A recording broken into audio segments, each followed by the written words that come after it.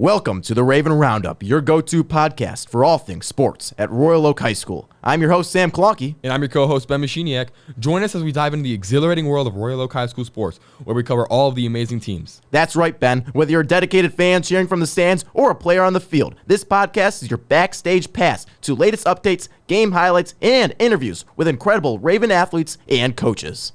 Well, welcome to episode 6 of the Raven Roundup. Man, It's been a little bit. We had a week off because of exams that really didn't happen, Ben. What happened? We had cold days last week? Two cold days. Monday off because of Martin Luther King.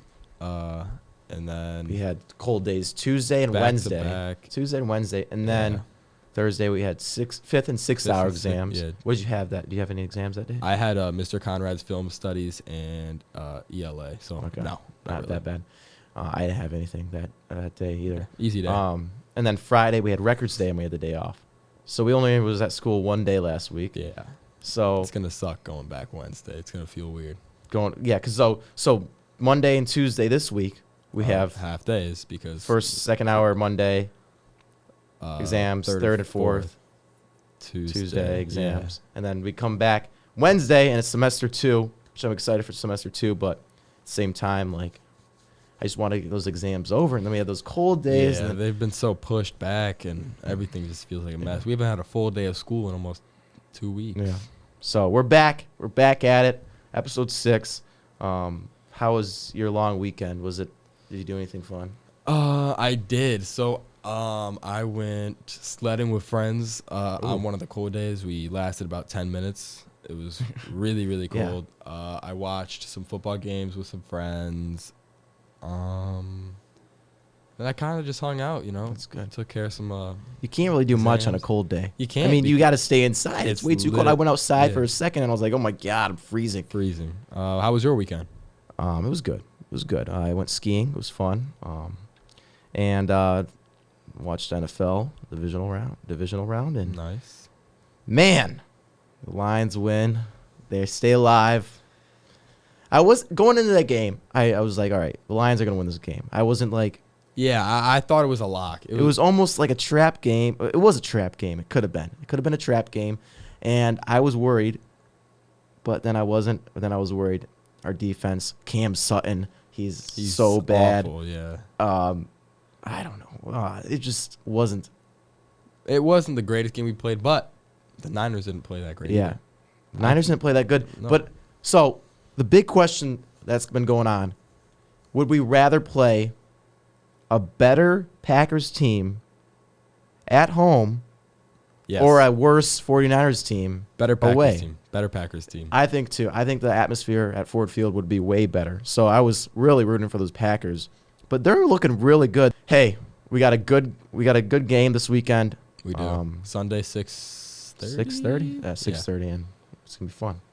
All right. So, since the cold days, a lot of the extracurricular activities and sporting events were canceled on Tuesday and Wednesday due to those cold days. And we'll talk about through Thursday to Saturday, and then we'll talk about the upcoming things that we have this week. And later on in the episode, Sam's going to sit down with the athletic coordinator, Pam Moore.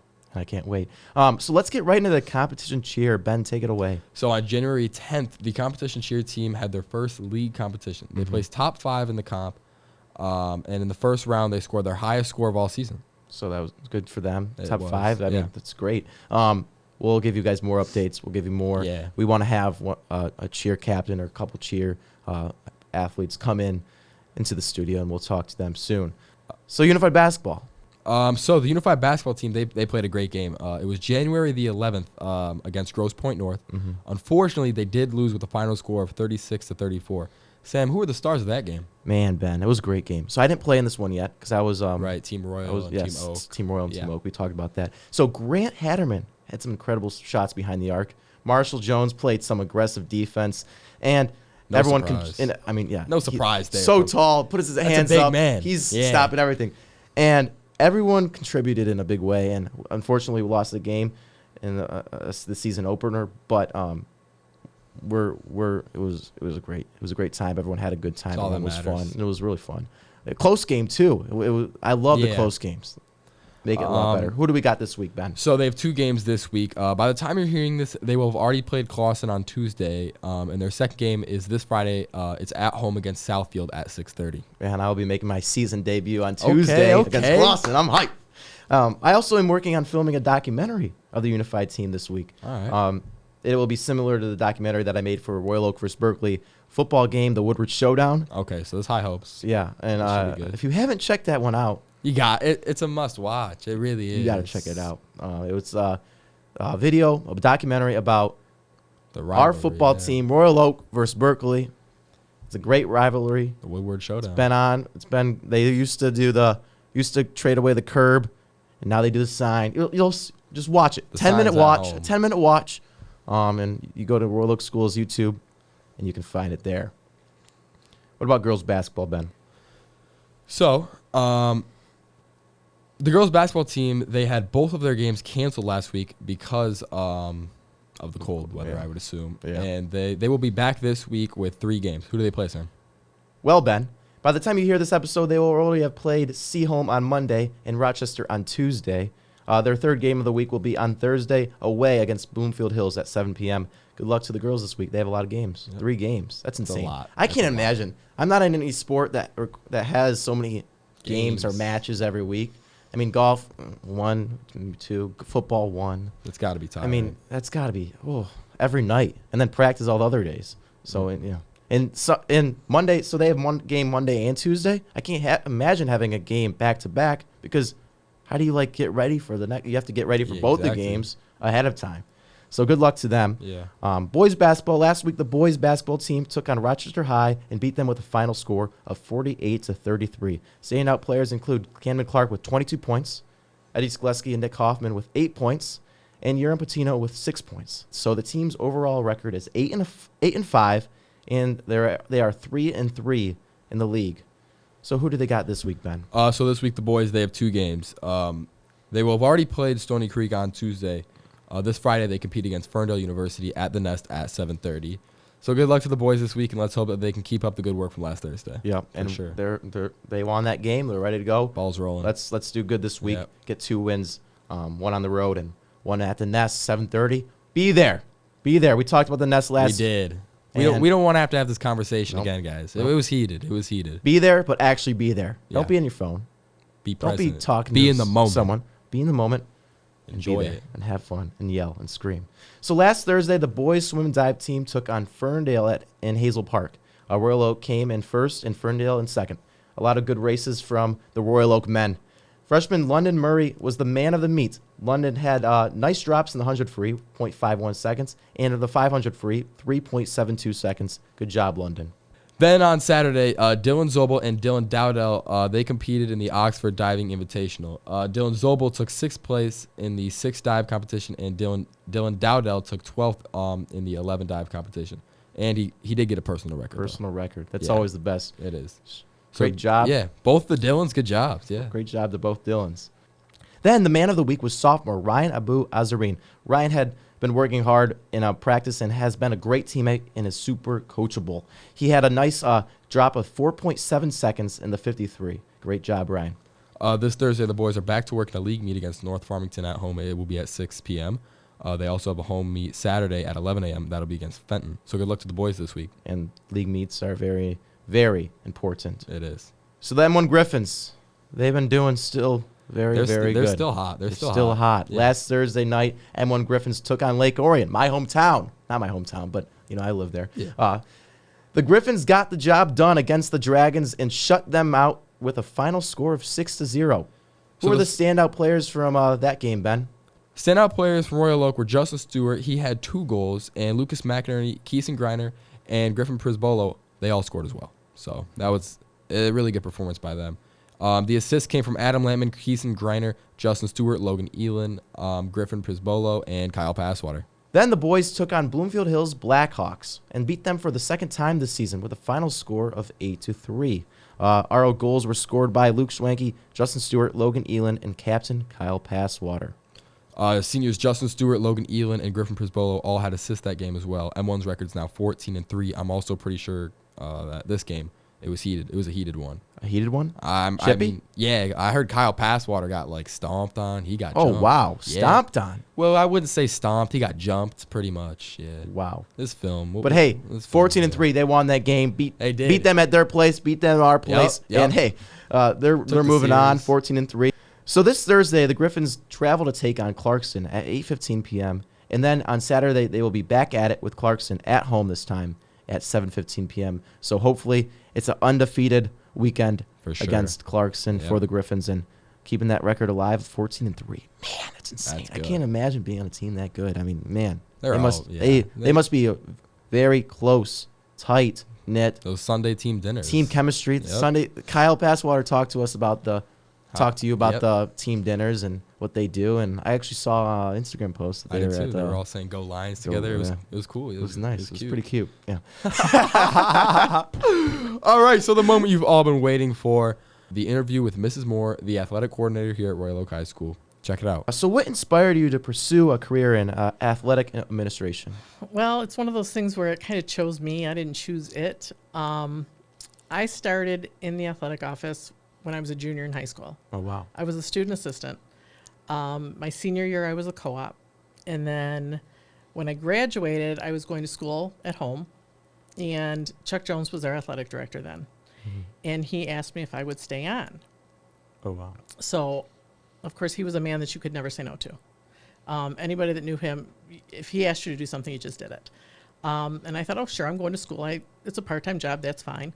So I did that. And then when I got done with school, he's like, how would you like to work full-time? It was not my life's plan to be in education. It was not my life's plan to be in athletics. Yeah. What did you go to school for? Business management. Okay. My plan was to go into hotel management. Oh. Very different. I wanted to manage a resort somewhere.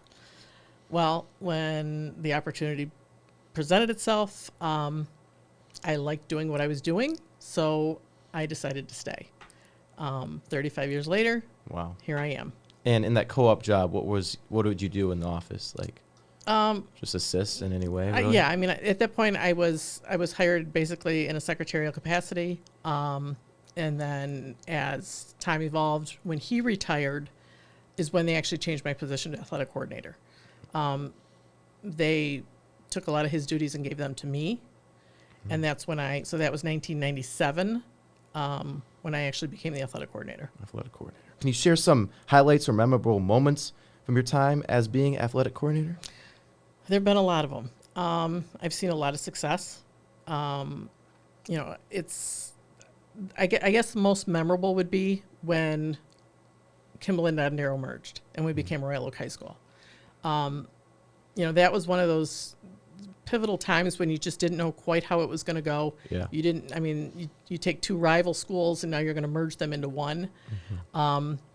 And it was a success. It was amazing to watch how the kids came together, that first year of varsity football, that first year of all the sports and seeing the two schools come together as one team. That was memorable. And were you rooting for the Ravens to be the mascot or what? That was a whole process. And there were a lot of options.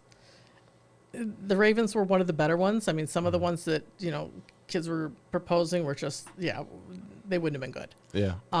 The Ravens was one of the better choices. How have you seen high school athletics change or evolve over your time here working in the athletic office? Since I've been in athletics, I've seen the evolution of club sports and how it's impacted interscholastic athletics more than it used to. It doesn't seem like kids are just doing high school sports now. They're also doing travel. They're doing other things. I would say that's probably one of the biggest changes. Kids seem to be more specialized in one sport versus playing multiple sports. And I would say, obviously, we've added more teams since I've been here. We didn't have, hockey was very new. We didn't have boys and girls lacrosse. So we've added teams. We didn't have, boys and girls bowling. So over the years, sports have been added. Yeah. So it's grown. Was hockey conjoined or was that just at Royal Oak? No, hockey was joined. It was Kimball and Dondero. Okay. And they were known as the Blades. Okay. When hockey first started, it was the Blades. What do you consider to be your greatest achievements or contributions during your time here at ROHS? When I look at contributions, I hope that somehow I've impacted students and coaches along the way. A lot of our coaches come in and they're new and they're young, and you want to mentor them and show them the right way to do things. And I think that's how I can touch athletes in the best way, is by touching coaches first. The coaches really are the backbone of our programs. Yeah. So putting the best coaches in front of our kids is, to me, the most important thing that we can do. 35 years here working in the athletic office. What about Royal Oak made you want to stick around? So I grew up in Royal Oak. I went to Royal Oak schools from kindergarten through, senior year. Okay. What high school did you go to? I went to Kimball. Kimball. So Royal Oak's always going to be home. I moved away from Royal Oak 22 years ago. But Royal Oak will always be home. I've never really given any thought to going to a different school district, only because this is the community I grew up in, and it's the community that I care the most about. So that was just never really a thought of going anywhere else. How have you approached mentorship in your role, and do you have any advice for aspiring athletic directors or athletic coordinators? So when it comes to mentoring, it's, like I said, it's mainly the coaches, because we mentor the coaches so that the coaches can mentor the athletes. I do anything that I can to assist them in learning and progressing. That's really, we make sure that they have the tools that they need to do the job. So I try to give them the best advice that I can. I try to encourage them so that we want our coaches to stay. Yeah. When we have good coaches, the key to a successful program is longevity with coaches. So we want them to be happy here. So we try to keep them happy. And do you have a favorite memory or event that stands out to you? There's been several. We've had teams that have been very successful. They've gone on to, in the 90s, we had a football team that went to the semifinals. We've had baseball teams go to the quarterfinals. Anytime that you see teams grow and experience success, that's an accomplishment. From a personal standpoint, I was presented with the Jack Johnson Distinguished Service Award this fall, and that was from the Coaches Association. Personally, that to me felt like my biggest accomplishment, because that's what I do, is I work for coaches. And to be recognized and honored by that group really was the most meaningful accomplishment that I've had. Nice. And you had, what did you play? Did you play any sports? I played tennis. Played tennis at Kimball? For Coach Friesen. Oh, wow. Yeah. Okay. So you had plans to retire at the end of this month after settling in with the new athletic director, Daniel Russell. But the other day I ran into Brian Gordon at the gym. For those who don't know who Brian Gordon is, he was a coach for multiple sports here at Royal Oak High School, but I also recently was the athletic director here, and he also was a good friend with Mrs. Moore. We had a great conversation about the Raven Roundup, about this interview, and he hinted that you may not be retiring just yet. Is your time at Royal Oak High School over, or are you going to continue to have a huge impact and positive impact on the Royal Oak community? My time is nearing, but it's not over. I always thought that this would be the time I would retire, because it's the time I can retire. But I'm not ready. There's still work to be done here. I'm still enjoying what I do, so I'm in no hurry. All right. The time will come, and I'll know it's the right time. It's just not yet. All right. Well, I think everyone's happy to hear that, because you're a huge part of the athletic program here at Royal Oak High School. Thank you very much for the interview, and we really appreciate it. You're welcome. Thanks for having me. Thank you. Thanks again, Mrs. Moore, for the great interview. And you heard it first here on the Raven Roundup that she is not retiring at the end of this month. Yet. Not just yet. She's not ready. But I'm so happy. Up. Everyone in the community of Royal Oak should be happy that she's not retiring yet, because she has had a huge impact on RO Athletics in a huge way. So thank you for listening to episode 6 of the Raven Roundup. We hope that you were able to get all of the information and updates on the winter teams, along with a wonderful conversation with the athletic coordinator, Pam Moore, for Royal Oak High School. We will be back next week with episode 7. Once again, thank you for listening and or watching us round up all of the amazing Raven teams here at Royal Oak High School. I'm your host, Sam Klonke. I'm your co-host, Ben Machiniak. We will see you all next week on the Raven Roundup. But for now, remember that it's a great day to be a Raven. Stay safe.